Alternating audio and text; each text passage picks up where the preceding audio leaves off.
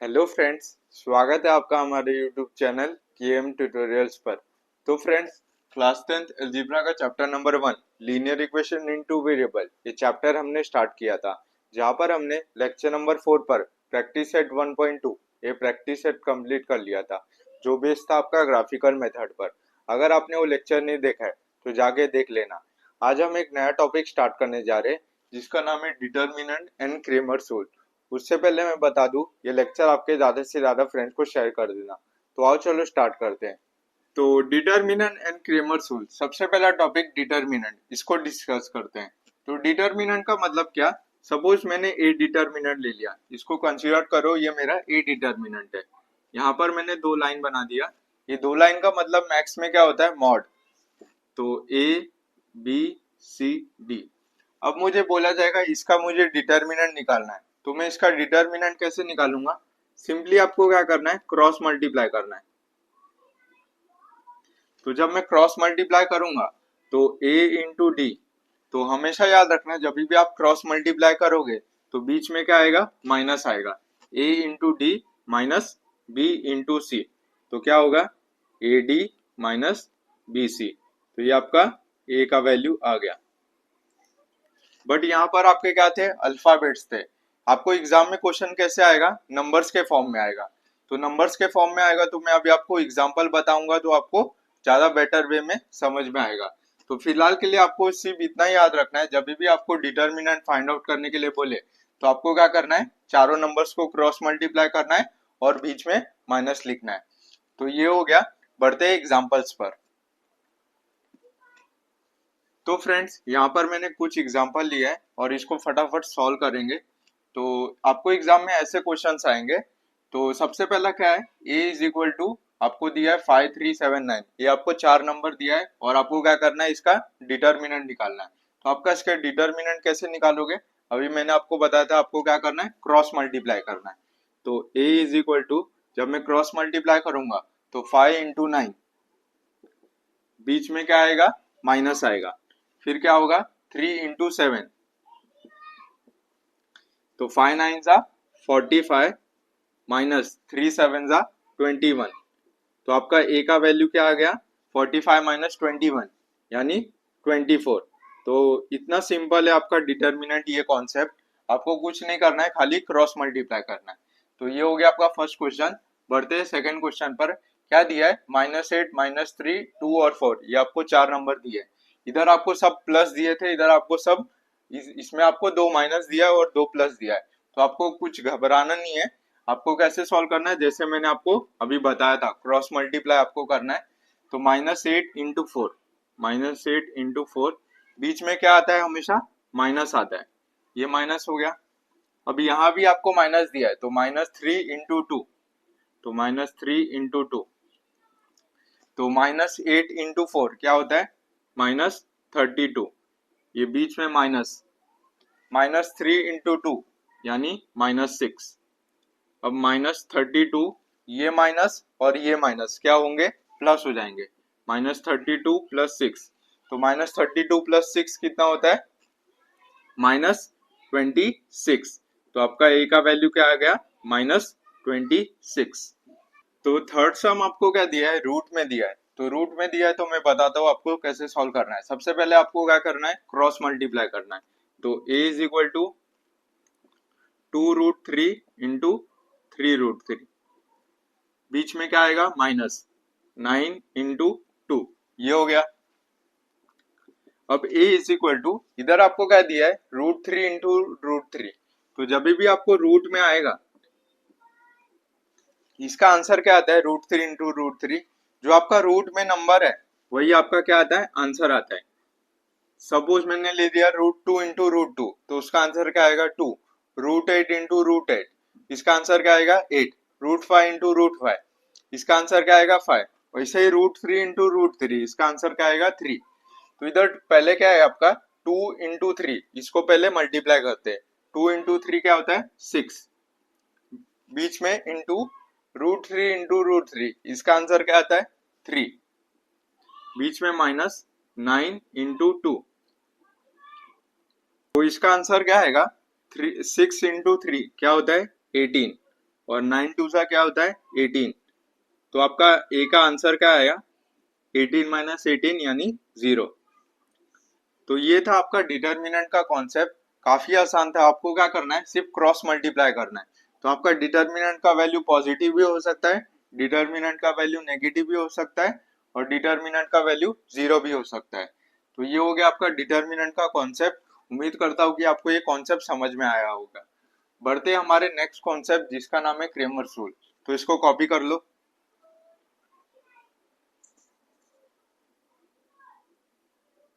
तो फ्रेंड्स बढ़ते हैं हमारे नेक्स्ट टॉपिक जिसका नाम है क्रेमर्स रूल। काफी ज्यादा इंपॉर्टेंट टॉपिक है, आपके एग्जाम में एक क्वेश्चन कंफर्म आता है फॉर 3 मार्क्स। तो ध्यान दो। तो इसके कुछ स्टेप्स है जो आपको याद रखना है। सबसे पहला स्टेप क्या है, आपको डिटर्मिनेंट निकालना है।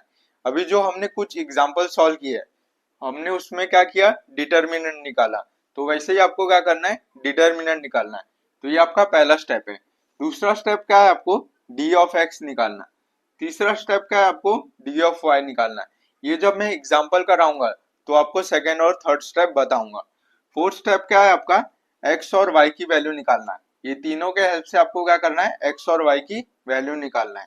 तो ये आपका एक्स और वाई का फॉर्मूला है। क्या है formula, X is equal to D X upon D और Y is equal to D Y upon D. तो ये आपके 4 स्टेप है जो आपको हेल्प करेंगे क्रेमर्स रूल के सम सॉल्व करने के लिए। तो इसको कॉपी कर लो। बढ़ते हैं एग्जाम्पल पर।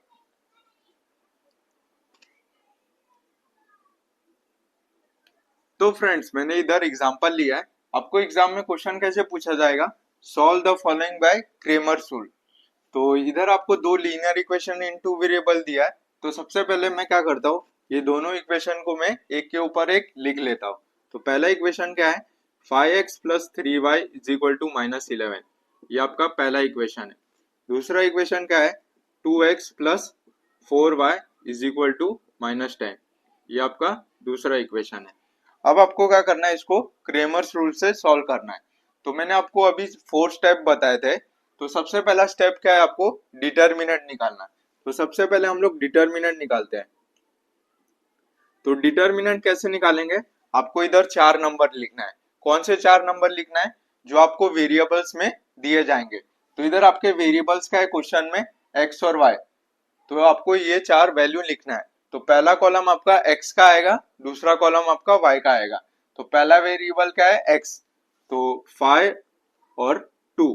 दूसरा वेरिएबल क्या है y, तो 3 और 4। तो ये आपने डी लिख लिया। अब आपको क्या करना है, डिटर्मिनेंट निकालना है। तो डिटर्मिनेंट कैसे निकालते हैं, क्रॉस मल्टीप्लाई करते हैं। तो 5 इंटू 4, बीच में क्या आता है, हमेशा माइनस आता है। तो 3 इंटू 2, तो 5 4 जा 20 माइनस 3 2 जा 6। तो 20 माइनस 6 क्या होता है 14। तो आपकी डी की वैल्यू आ गई। तो ये था आपका पहला स्टेप। अब दूसरा स्टेप आपका क्या था, डी ऑफ एक्स निकालना। तो डी ऑफ एक्स आप कैसे निकालोगे, इधर आपको दिख रहा है डी ऑफ एक्स, यानी आपको क्या करना है, एक्स की वैल्यू नहीं लिखना है। जब भी आपको डी ऑफ एक्स दिखाई दे तो उसमें आपको क्या करना है, डिटर्मिनेंट में डी ऑफ एक्स की वैल्यू नहीं लिखना है। तो इधर आपको एक्स की वैल्यू नहीं लिखना है, तो कौन सी वैल्यू लिखना है, जो आपके राइट हैंड साइड में दिए जाएंगे। तो इधर आपके राइट हैंड साइड में कौन सी वैल्यू दी गई है, -11 और -10। तो एक्स की जगह आपको क्या लिखना है, -11 और -10। y को आपको क्या करना है, वैसे का वैसे ही लिखना है। y का वैल्यू क्या है, 3 और 4। तो मैंने क्या बोला, जब भी आपको डी ऑफ एक्स दिया जाएगा तो आपको क्या करना है, एक्स की वैल्यू नहीं लिखना है। एक्स की जगह आपको क्या लिखना है, जो आपके राइट हैंड साइड में वैल्यू दी गई रहेगी। तो मैंने इधर राइट हैंड साइड में जो वैल्यू दी गई थी वो लिखा, और y को वैसे का वैसे ही लिखा। अब आपको क्या करना है, इसको क्रॉस मल्टीप्लाई करना है और डिटर्मिनेंट की वैल्यू निकालना है। तो क्रॉस मल्टीप्लाई करते हैं। तो -11 इंटू 4, बीच में क्या आएगा, माइनस आएगा। तो 3 इंटू -10, तो इसको मल्टीप्लाई करते हैं। तो -11 इंटू 4 क्या होता है, -44। बीच में माइनस, 3 इंटू -10 कितना होता है, -30। तो -44, ये माइनस और ये माइनस मिलके क्या होंगे, प्लस हो जाएंगे। तो 30 माइनस 44 कितना होता है, -14। तो आपका डी ऑफ एक्स की भी वैल्यू आ गई। क्या है डी ऑफ एक्स की वैल्यू -14। तो ये हो गया आपका सेकेंड स्टेप। तो थर्ड स्टेप आपका क्या है, डी ऑफ वाई। तो जैसे आपने सेकेंड स्टेप किया था बिल्कुल सेम आपको थर्ड स्टेप करना है। फर्क क्या है, आपको इधर आपने x की वैल्यू नहीं लिखी थी, इधर आपको क्या करना है, y की वैल्यू नहीं लिखना है। y की जगह आपको क्या लिखना है, राइट हैंड साइड की वैल्यू लिखना है। तो सबसे पहला वैल्यू क्या है आपका x का, 5 और 2। इधर आपको d ऑफ y दिया है, यानी आपको y की वैल्यू नहीं लिखना है। y की जगह आपको क्या लिखना है, राइट हैंड साइड में जो वैल्यू दी गई है। तो राइट हैंड साइड में क्या है, -11 और -10। तो अभी आपको क्या करना है, सिंपली क्रॉस मल्टीप्लाई करना है। तो 5 इंटू -10, बीच में माइनस, -11 इंटू 2। तो 5 इंटू -10 कितना होता है, -50। बीच में माइनस, -11 इंटू 2 कितना होता है, -22। तो -50, ये माइनस और ये माइनस क्या होंगे, प्लस हो जाएंगे, 22। अब तो -50 + 22 कितना होता है, -28। तो आपकी डी ऑफ वाई की भी वैल्यू आ गई, क्या है, -28। आपने पहले स्टेप में क्या किया, डी की वैल्यू निकाला, सेकेंड स्टेप में आपने डी ऑफ एक्स की वैल्यू निकाला, और थर्ड स्टेप में आपने डी ऑफ वाई की वैल्यू निकाला। अब फोर्थ स्टेप क्या था आपका, एक्स और वाई का वैल्यू निकालना। एक्स और वाई की वैल्यू कैसे निकालेंगे हम लोग, ये तीनों का हेल्प लेकर। तो एक्स और वाई का एक फॉर्मूला था जो मैंने आपको बताया था। तो एक्स का फॉर्मूला क्या था, d of x upon D, और वाई का फॉर्मूला क्या था, d of y upon D. तो सबसे पहले हम लोग एक्स निकालते हैं। तो डी ऑफ एक्स की वैल्यू क्या आई थी, -14, और डी की वैल्यू क्या है आपकी 14। तो -14 अपॉन 14 कितना होता है, -1। तो x की वैल्यू क्या है आपकी, -1। अब हम लोग y का वैल्यू निकालते हैं। तो y का फॉर्मूला क्या है आपका, dy अपॉन डी। तो dy की वैल्यू क्या है आपकी, -28, और d की वैल्यू क्या है आपकी 14। तो आपकी y की वैल्यू क्या आ गई, -2। तो आपकी x और y की वैल्यू क्या आ गई, x, y is equal to -1, -2। तो ये हो गया आपका x और y की वैल्यू। तो ये हो गया आपका क्रेमर्स रूल का सम। उम्मीद करता हूँ कि आपको ये सम समझ में आया होगा। तो मैं एक और बार एक्सप्लेन कर देता हूँ। तो सबसे पहले मैंने क्या किया, जो आपको लीनियर इक्वेशन दिया गया था उसको मैंने एक के ऊपर एक लिखा। फिर मैंने क्या किया, आपको जो मैंने 4 स्टेप बताए थे उस चारों स्टेप से मैंने क्रेमर्स रूल को सॉल्व किया। तो सबसे पहला स्टेप क्या था आपका, डी। तो डी में आपको क्या लिखना है, वेरिएबल्स की वैल्यू। इधर वेरिएबल्स कौन से है, एक्स और वाई। तो पहले कॉलम में मैंने एक्स की वैल्यू लिखा, और दूसरे कॉलम में मैंने वाई की वैल्यू निकला। जब मैंने लिखा फिर क्या किया, क्रॉस मल्टीप्लाई किया और डी की वैल्यू निकाला। तो सेकेंड स्टेप आपको क्या दिया है, डी ऑफ एक्स। तो डी ऑफ एक्स की जगह मैंने क्या किया, एक्स की वैल्यू नहीं लिखा, एक्स की जगह मैंने क्या लिखा, जो आपके राइट हैंड साइड में वैल्यू दी गई थी वहां मैंने एक्स की जगह लिखा, और वाई का वैल्यू वैसे का वैसे रहने दिया। फिर मैंने क्या किया, क्रॉस मल्टीप्लाई किया और डी ऑफ एक्स की वैल्यू निकाला। सेम टू सेम मैंने डी ऑफ वाई के लिए भी किया। इधर मैंने क्या किया, y की वैल्यू नहीं लिखा, उसके जगह मैंने राइट हैंड साइड में वैल्यू लिखा, और x की वैल्यू वैसे का वैसे रहने दिया। फिर मैंने क्या किया, d ऑफ y निकाल दिया।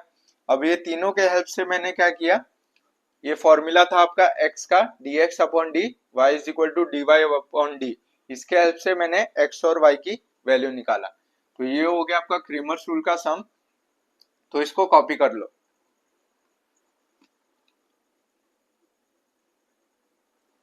तो फ्रेंड्स, उम्मीद करता हूँ कि आज का कॉन्सेप्ट आपको समझ में आया होगा। आज हमने दो टॉपिक डिस्कस किए, पहला था डिटर्मिनेंट और दूसरा था क्रेमर्स रूल।